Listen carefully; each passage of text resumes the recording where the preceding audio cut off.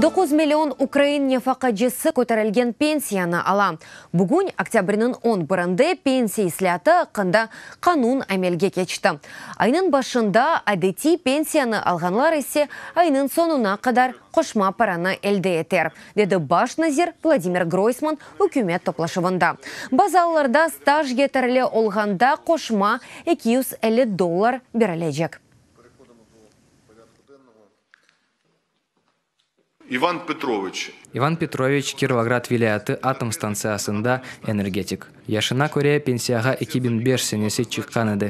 Сигорта стажы 43 ел 11 айны тәшкелеті. Қайрыдан сөйвдан әвел октябрінің біріне қадар пенсиясы 3488 гривнаны тәшкелеті еді. Эндиден сон исе 7148 гривна 56 копейк олacak. Әр ай қошма 3660 гривна.